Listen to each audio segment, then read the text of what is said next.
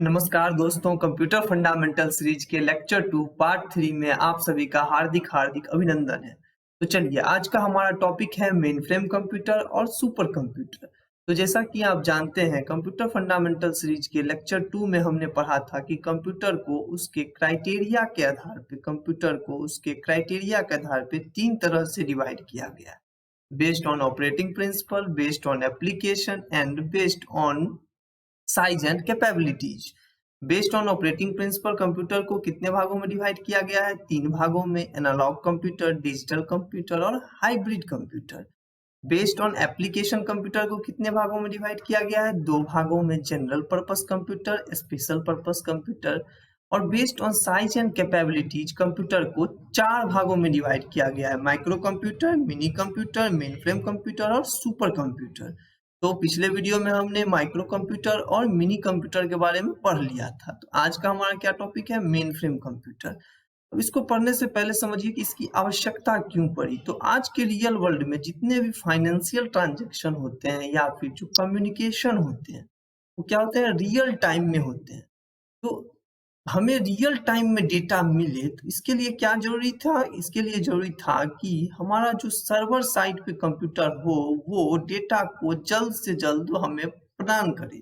ठीक, मतलब data processing की स्पीड को फास्ट कर सके। तो इसकी आवश्यकता क्यों पड़ी? ताकि डेटा प्रोसेसिंग की स्पीड को फास्ट किया जा सके। तो यहाँ भी वही लिखा हुआ है कि ताकि डेटा प्रोसेसिंग की स्पीड को फास्ट किया जा सके। ठीक है, अब इसका यूज किसके द्वारा किया जाता है? इसका यूज जो है बड़े बड़े बिजनेस ऑर्गेनाइजेशन के द्वारा यूज किया जाता है, ताकि वो मिलियंस ऑफ रिकॉर्ड्स को एक साथ क्या करें? प्रोसेस कर सकें। ठीक, अब इसका जो साइज होता है, इसका साइज कैसा होता है? इसका साइज जो है वो बड़ा होता है। ठीक, और ये क्या होता है? ये more powerful than mini computer but less powerful than super computer. मतलब मिनी कंप्यूटर से ज्यादा पावरफुल और सुपर कंप्यूटर से लेस पावरफुल होता है।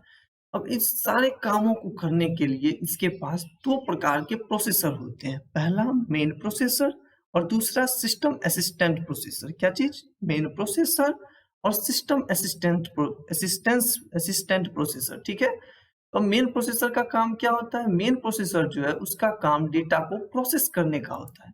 तो मेन डेटा को प्रोसेस करता है, ठीक है, उसका वो कौन करता है? Main processor. और जो सिस्टम असिस्टेंट प्रोसेसर है उसका काम डेटा को एक सब सिस्टम से दूसरे सब सिस्टम में मूव करने का होता है। फिर से मैं कह रहा हूँ, मेन प्रोसेसर का काम डेटा को प्रोसेस करना और सिस्टम असिस्टेंट प्रोसेसर का काम डेटा को एक सब सिस्टम से दूसरे सब सिस्टम में भेजने का काम करता है। ठीक है, अब चलते हैं, आगे चलते हैं। अब इसके लिए इसके पास क्या होते हैं कि बहुत सारे इनपुट आउटपुट कार्ड पाए जाते हैं। अब इनपुट आउटपुट कार्ड क्या होता है? इसको समझने से पहले समझिए कि इनपुट आउटपुट क्या होता है। इनपुट आउटपुट वो होता है जिसके थ्रू हम इनपुट या आउटपुट ऑपरेशन को परफॉर्म करते हैं। जैसे हमारा कीबोर्ड, वो क्या है? इनपुट आउटपुट है। ठीक है, उसको सपोर्ट करने के लिए हमारे पीसी या लैपटॉप में क्या होते हैं? इनपुट आउटपुट सपोर्ट, जिसको हम क्या कहते हैं? USB support. ठीक है, अब इस इनपुट आउटपुट यूनिट को कंट्रोल करने के लिए मदरबोर्ड में क्या पाया जाता है? Input output card. फिर से कह रहा हूं कि इस इनपुट आउटपुट को कंट्रोल करने के लिए, मतलब पेरिफेरल डिवाइसेस को कंट्रोल करने के लिए प्रोसेसर के अंदर, मतलब माइक्रो प्रोसेसर के अंदर, मतलब मदरबोर्ड के अंदर क्या पाया जाता है? इनपुट आउटपुट कार्ड पाया जाता है। ये कैसा दिखता है? Look like a circuit board which plugs in the slot of motherboard that it can control the peripheral devices. ठीक, अब इसका यूज इसलिए भी किया जाता है। अब ये जो इनपुट आउटपुट कार्ड है, इनपुट आउटपुट कार्ड के द्वारा क्या होता है कि रिडंडेंसी को कंट्रोल किया जाता है। मतलब यदि हमारा एक बार एक इनपुट आउटपुट कार्ड, चूंकि इसमें बहुत सारे इनपुट आउटपुट कार्ड पाए जाते हैं, तो एक इनपुट आउटपुट कार्ड यदि फेलियर होता है तो ये अदर फंक्शन को रेस्ट ऑफ द कंप्यूटर में क्या करे? इफेक्ट नहीं करता है, क्योंकि इसमें बहुत सारे इनपुट आउटपुट कार्ड पाए जाते हैं। ठीक, इसके पास जो जनरली जो है मैक्सिमम कितने डेटा प्रोसेसर होते हैं या माइक्रो प्रोसेसर होते हैं? 16 माइक्रो प्रोसेसर होते हैं। इसकी रैम कैपेबिलिटीज कितने कितने के बीच में लाइज करती है? Between 128 MB and 8 GB generally. ये क्या है? जनरल है। Mainframe computer is also known as database server. जैसा कि हमने कहा कि बड़े बड़े ऑर्गेनाइजेशन में मिलियंस ऑफ डेटा होते हैं, मिलियंस ऑफ यूजर होते हैं, तो उस सब के डेटा को अच्छे से प्रोसेसिंग करने के लिए डेटाबेस सर्वर में कौन सा यूज किया जाता है? मेन फ्रेम कंप्यूटर का यूज किया जाता है।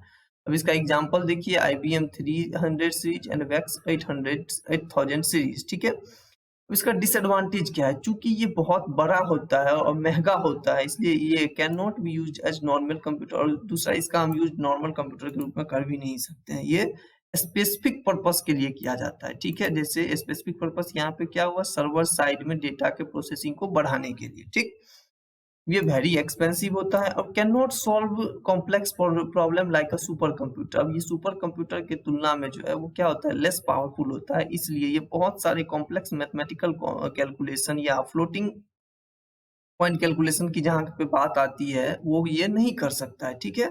तो हमने अभी तक क्या पढ़ा, हमने पढ़ा कि मेन फ्रेम कंप्यूटर का यूज किस लिए किया जाता है, mainly use for processing the data speed, मतलब डेटा प्रोसेसिंग की स्पीड को फास्ट करने के लिए, ठीक। अब चलिए आगे चलते हैं, अगला हमारा टॉपिक क्या है, अगला हमारा टॉपिक है सुपर कंप्यूटर, ठीक। अब ये आप कहेंगे कि सुपर कंप्यूटर का यूज क्यों किया जाता है, तो सुपर कंप्यूटर का यूज किया जाता है ताकि ये परफॉर्म क्या कर सके, complex problem at a very high speed.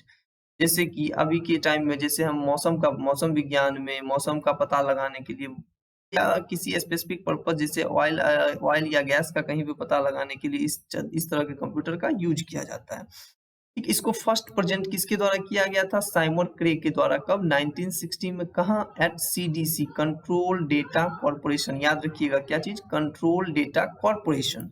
ये क्या होता है, more expensive than any other computer. ये किसी भी अदर कंप्यूटर से जब तक अभी हमने पढ़ा है, चाहे वो माइक्रो कंप्यूटर हो, मिनी कंप्यूटर हो या मेन फ्रेम कंप्यूटर हो, उस सब के तुलना में ज्यादा एक्सपेंसिव होता है। अब ये फास्ट क्यों होता है, क्योंकि इसको डिजाइन किया गया है to execute small number of program at a time rather than many program simultaneously. मतलब ये जो है एक टाइम में स्मॉल नंबर ऑफ प्रोग्राम को ही क्या करता है, प्रोसेस करता है, ठीक है। Computer super computer are mainly used for calculation या computation of heavy scientific and engineering purpose, जैसा कि हमने पता किया, वेदर फोरकास्टिंग के रूप में, ऑयल एंड गैस एक्सप्लोरेशन के रूप में, न्यूक्लियर फ्यूजन के रूप में, ठीक। अब इसका ऑपरेटिंग सिस्टम कौन सा होता है, तो जनरली जो मोस्ट ऑफ द कंप्यूटर होते हैं सुपर कंप्यूटर, उसमें लाइनेक्स ऑपरेटिंग सिस्टम क्या होता है, पाया जाता है। अब इसका परफॉर्मेंस किसके द्वारा मेजर किया जाता है, FLOPS, याद रखिएगा full form, floating point operation पर सेकेंड, ठीक है। क्या चीज, फ्लोटिंग पॉइंट ऑपरेशन पर सेकेंड, ठीक है। अब इसमें ये फास्ट इसलिए भी होता है ना, क्योंकि इसमें थाउजेंड्स ऑफ प्रोसेसर पाए जाते हैं, 100 ऑफ गीगाबाइट का इसमें रैम पाया जाता है, 1000 ऑफ गीगाबाइट का सेकेंडरी स्टोरेज पाया जाता है, ठीक है। तो चलिए आज का हम पहले पूरा सेशन रिकैप कर लेते हैं। हमने क्या पढ़ा, हमने सबसे पहले पढ़ा कि मेन फ्रेम कंप्यूटर क्या होता है। तो हमने पढ़ा कि मेन फ्रेम कंप्यूटर का यूज जो है बिजनेस ऑर्गेनाइजेशन के द्वारा किया जाता है, ताकि डेटा प्रोसेसिंग का स्पीड क्या हो सके, फास्ट हो सके, ट्रांजेक्शन प्रोसेसिंग का स्पीड क्या हो सके, फास्ट हो सके। इसमें कितने टाइप के प्रोसेसर पाए जाते हैं, 2 टाइप के प्रोसेसर। पहला मेन प्रोसेसर जो कि क्या करता है, डेटा को प्रोसेसिंग करने का काम करता है। दूसरा क्या होता है, सैप सिस्टम असिस्टेंट प्रोसेसर। इसका काम क्या होता है, ये क्या करता है, एक जगह से दूसरे जगह डेटा को मूव करने का काम करता है, मतलब एक सब सिस्टम से दूसरे सब सिस्टम। इसमें क्या पाया जाता है, इसमें बहुत सारे इनपुट आउटपुट कार्ड पाए जाते हैं ताकि रिडंडेंसी को कंट्रोल किया जा सके, ठीक है। इसके बाद हमने पढ़ा था कि इसकी रैम कैपेबिलिटीज कब कब कितने बीच में लाई करती है, 128 MB से 8 GB के बीच में। इसका एग्जांपल IBM 3000 वेक्स 8000, ठीक है। चलिए, तो उम्मीद करते हैं आपको ये सेशन पसंद आया होगा। तो यदि पसंद आया है तो लाइक शेयर एंड सब्सक्राइब करना ना भूलें। जय हिंद, धन्यवाद।